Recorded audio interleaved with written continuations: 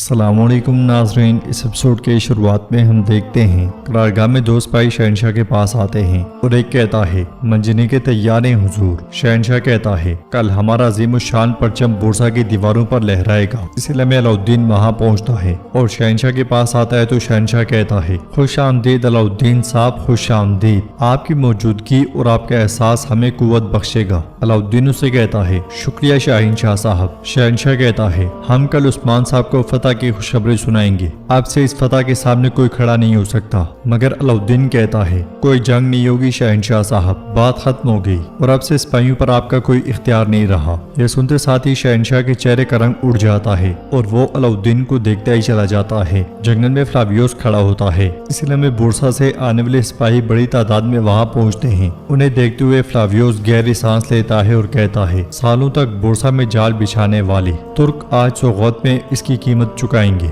मगर इसलिए में एक सिपाही वहाँ आता है और कहता है कमांडर फ्लावियोस और हान ने बुरसा की सुरंग की जगह ढूंढ ली और सुरंग को भी उड़ा दिया। ये सुन के फ्लावियोस के उसान खता हो जाते हैं। सिपाही कहता है जनाब एक और बात है। फ्लावियोस चिल्लाते हुए कहता है और क्या है? तो सिपाही कहता है उन्होंने सौगत में भी कमक बेच दी है। यह सुन के फ्लावियोस चीख उठता है। फ्लावियोस के सारे मंसूबे दरे के दरे रह जाते हैं। करारगाह में शहनशाह कहता है अलाउद्दीन तुम्हारी जबान ये क्या कह रही है? तो अलाउद्दीन कहता है मैंने जो कहा वो आपने अच्छी तरह सुन लिया शहनशाह साहब, एक भी सिपाही अपनी जगह से नहीं हिलेगा। शहनशाह कहता है तुम बहुत बड़ी गलती कर रही हो और हान ने तुम्हारा दिमाग खराब कर दिया है। अलाउद्दीन तुम एक बहुत बड़ा मौका जाया कर रहे हो, अकल से काम लो। अलाउद्दीन कहता है मेरी अकल और मेरा शऊर हमेशा अपनी जगह पर है शहनशाह साहब। मैं जो कुछ कर रहा हूँ ओहदे के लिए नहीं बल्कि वतन के लिए कर रहा हूँ। शहनशाह कहता है तुम रास्ते से भटक गए हो अलाउद्दीन, तुम्हें इस फैसले पर पछतावा होगा। अलाउद्दीन कहता है मैं आपकी बात पर खामोश रहूंगा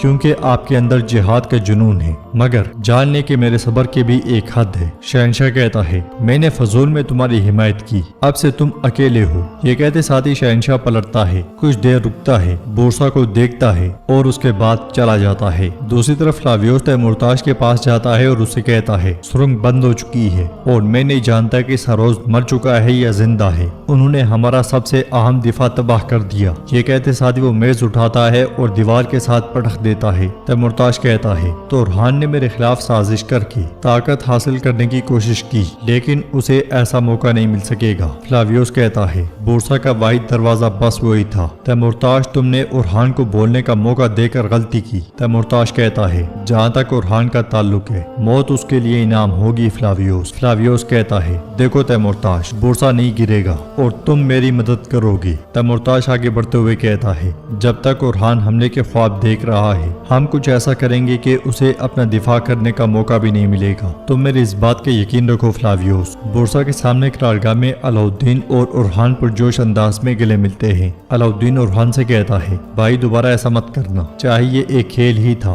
मगर जब हम चीखे चिल्लाए और इख्तलाफ किया तो मुझे बहुत अजीब महसूस हुआ। उरहान कहता है ऐसा मत कहो, सब कह रहे थे कि उरहान अब नहीं रहा, देखो अब बुरसा में कोई सुरंग बाकी नहीं रही। अलाउद्दीन कहता है भाई आपने बुरसा की शरक काट दी है, सलामत रहें। इसलिए में उस्मान साहब वहाँ पहुँचते हैं। वो दोनों एकदम से आगे बढ़ते हैं और उस्मान साहब के हाथ का बोसा लेते हैं, मगर उस्मान साहब काफी नाराज और गुस्से में दिखाई देते हैं। वो कहते हैं मुझे बताओ ये दोनों कौन है जो मेरा इस्तकबाल कर रहे हैं? क्या ये मेरे वो बेटे हैं जिन पर मैंने भरोसा किया और अपनी इमारत, अपनी फौज और अपनी मोर सौंपी, या ये मेरे वो बेटे हैं जो ना मेरी बात सुनते हैं और ना ही उसे अहमियत देते हैं? उरहान कहता है ये कैसी बात है बाबा, हमारा वाहिद मकसद आपके रास्ते पर फतूहात हासिल करना है, बुरसा है। अलाउद्दीन कहता है मेरे सरदार आज बुरसा इतना करीब है जितना पहले कभी नहीं था। यह सुन के उस्मान साहब कहते हैं मसला ये नहीं है कि बुरसा कहाँ खड़ा है, मसला ये है कि तुम दोनों कहाँ खड़े हो, मेरे साथ या मेरे मुकाबिल। उरहान क्या तुम्हारी जिद और मेरी मोहर की नाफरमानी की कोई वजाहत है?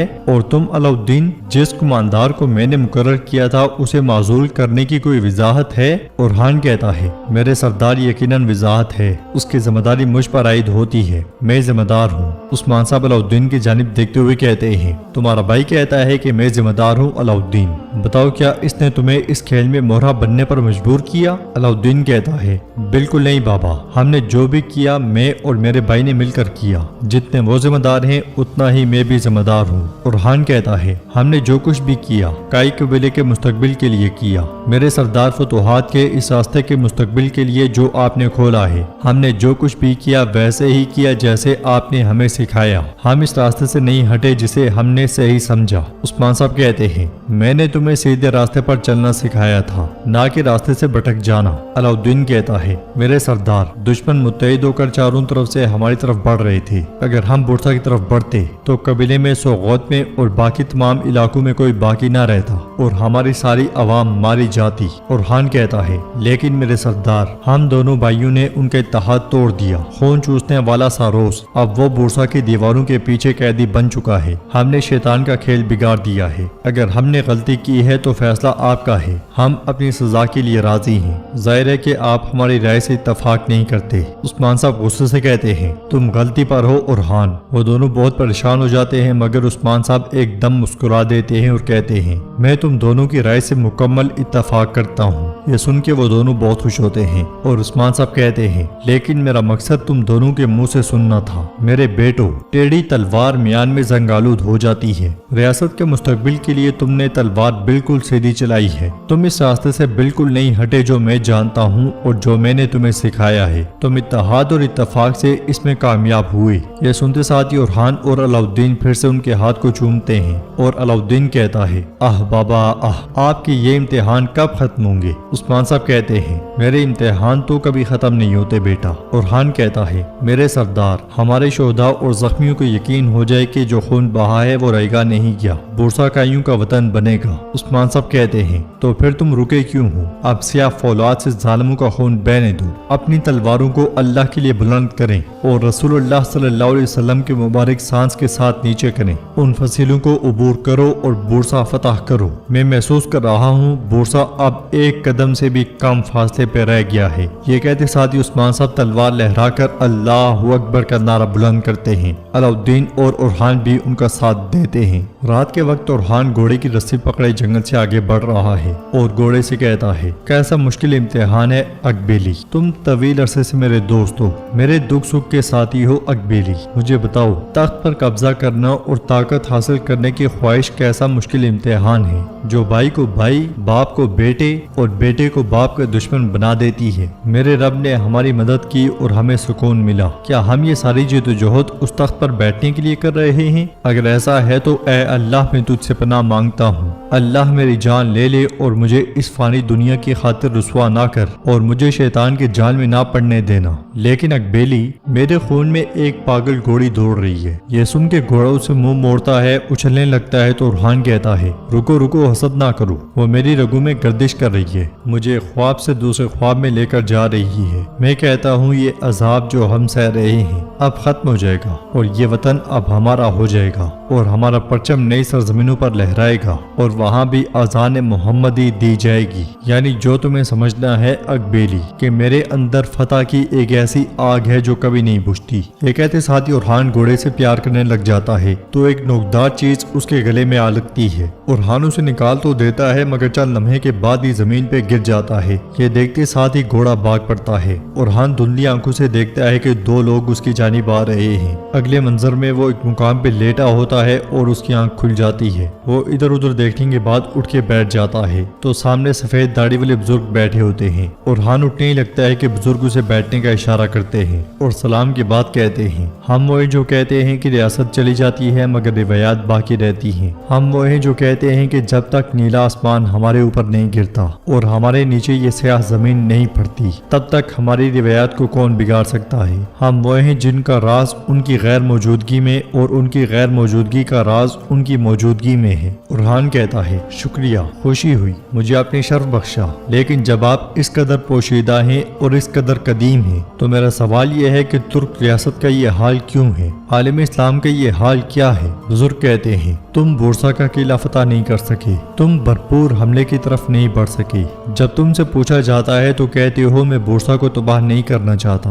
बताओ, क्या बुरसा की تعمیر زیادہ مشکل ہے یہ شکست کا دکھ؟ عثمان سردار کے بیٹے یہ کیسی قیادت ہے؟ اورحان کہتا ہے میں نے اپنے دل میں خود سے یہ سوال کیا، میں نے دن رات اس سوال کا عذاب سہا، میں نے زمانے بھر کا سفر کیا اور کہا کہ کہاں ہے وہ چنگیز خان جو آدھی دنیا کا مالک تھا؟ اس نے بہت سے قلعے گرائے، بہت سے لوگوں کو مارا اور بہت سے شہر برباد کر دیے۔ اس نے ترک دنیا اور اسلامی دنیا کو درم برم کر دیا۔ ناظرین، چنگیز خان کا ذکر آیا ہے تو میں آپ کے ساتھ ایک اپڈیٹ شیئر کرتا چلوں کہ چنگیز خان پہ ایک بہت ہی زبردست ویڈیو آنے والی ہے کہ کیسے چنگیز خان نے خوارزم سلطنت کو تباہ و برباد کیا اور کیسے لگ بھگ 2 کروڑ انسانوں کا قتل کیا، شہروں کے شہر کیسے تباہ و برباد کر دیے۔ اس پہ بہت جلد ویڈیو آنے والی ہے، کہاں پہ آئے گی اور کیا تفصیل ہوگی انشاءاللہ جلد ہی آپ کے ساتھ شیئر کروں گا۔ لیکن ہسٹری سے متعلق بہت ہی زبردست ویڈیوز آنے والی ہیں جن سے آپ کے نالج میں اضافہ ہوگا۔ اورحان مزید کہتا ہے لیکن اب اس کے پوتے ایمان لے آئے اور مسلمان ہو گئے، وہ اپنے دشمن کے سامنے ہار گئے، اور اس دور میں جہاں ہماری ریاست تباہ ہو چکی ہے ہمیں ایک فیصلہ کرنا ہے، یا تو ہمارے پاس ایسی ریاست ہوگی جس کا نام صدیوں تک چلے گا، یا پھر کہانی کے آخر میں ہم بھی ان کی طرح اپنے دشمنوں جیسے ہو جائیں گے۔ بزرگ پوچھتے ہیں تم نے جو کہا اس کا بورسا کی فتح سے کیا تعلق ہے؟ اورحان کہتا ہے ہم لازگرت کی جنگ سے لے کر اب تک اس زمین کو وطن بنانے کی کوشش کر رہے ہیں، نہ صلیبی ختم ہوئے اور نہ منگول، اور ہم کسی بھی طرح بورسا کے دوسرے کنارے پر نہیں پہنچ سکے۔ بورسا بازنطینی ریاست کا آخری قلعہ ہے جہاں تک ہمارا تعلق ہے، یہ ایک پل ہے جو ہمیں قسطنطنیہ اور روم کے علاقوں تک لے کر جائے گا۔ ہمیں بورسا کو فتح کرنے کے بعد بغیر وقت ضائع کیے نئے حملوں کی طرف بڑھنا ہے۔ رومیوں کو اب مکمل طور پر ہماری طرف آنا چاہیے، اور یہ اس سلوک پہ منحصر ہے جو ہم فتح کے دوران ان کے ساتھ کریں گے۔ میں چاہتا ہوں کہ ہم ان کے لیے کوئی ایسی دردناک کہانی نہ چھوڑیں جو وہ اپنے پوتوں کو سنائیں تاکہ وہ بھی اس ریاست کے فرزند بنے، اور وہ بہتر قومیں جو ہمارے اس سلوک کو دیکھیں گی وہ ہماری ریاست کے سائے میں پناہ لیں گی۔ بزرگ مسکرا دیتے ہیں اور کہتے ہیں اچھا اناطولیہ کے ترکمان سرداروں کے حالات کے بارے میں تم کیا کہتی ہو؟ اورحان کہتا ہے ہم سلجوقی ریاست کے زوال کے ساتھ بکھر چکے ہیں اور ہماری قوم اپنے نئے عظیم رہنما کی تلاش میں ہے۔ ترک قوم ایک ایسی قوم ہے جو ایک رہنما کے گرد جمع ہوتی ہے۔ اب کیا کائی قبیلہ، کیا گرمیان قبیلہ، یا بنی منتیش کا قبیلہ، یا کرمان امارت ہماری نئی ریاست کی قیادت کرے گی؟ میں دیکھ سکتا ہوں کہ سب اس فرض کا مطالبہ کر رہے ہیں، مگر یقیناً یہ تو وقت ہی ہمیں دکھائے گا۔ لیکن میں عثمان سردار کا بیٹا اورحان بے ہونے کے ناطے اس فرض کا طلبگار ہوں۔ عثمان سردار کی ریاست کو ترکوں،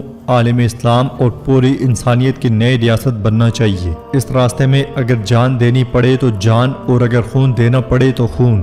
بہادر قربانی دینے والے اور عمل کرنے والے ہی تاریخ لکھتے ہیں۔ بزرگ اورحان کی باتوں سے بہت متاثر ہوتے ہیں اور کہتے ہیں ہم نے سنا اور ہمیں خوشی ہوئی، اللہ تمہارا حامی و ناصر ہو۔ اب چونکہ تم طلبگار ہو تو ہم تمہیں 3 راز اور ایک امانت دیں گے، کیا تم رازوں اور امانت کی حفاظت کرنے کے لیے راضی ہو؟ اورحان کہتا ہے یہ کس کے راز اور کس کی امانت ہے؟ بزرگ کہتے ہیں یہ وہ راز اور امانت ہیں جو ان بہادروں کو دی جاتی ہیں جن کا تم نے خواب دیکھا۔ بزرگ کے اشارے پر سپاہی صندوق لے کر آگے آتے ہیں۔ اورحان اٹھتا ہے اور صندوق کھول دیتا ہے۔ اورحان صندوق میں دیکھ ہی رہا ہوتا ہے کہ بزرگ پوچھتے ہیں اب بتاؤ میرے بیٹے کیا تم رازوں کو اٹھانے کے لیے تیار ہو؟ اورحان سوچ میں پڑ جاتا ہے اور کوئی جواب نہیں دیتا۔ ہم وہ قوم ہیں جو اللہ کے حکم پر جان بھی قربان کر دیتی ہے۔ دنیا کی طاقت ہمارے ایمان کے آگے کچھ نہیں، نہ ہمیں تخت کا لالچ ہے، نہ تاج کی خواہش۔ ہم صرف اللہ کی رضا کے لیے جیتے ہیں۔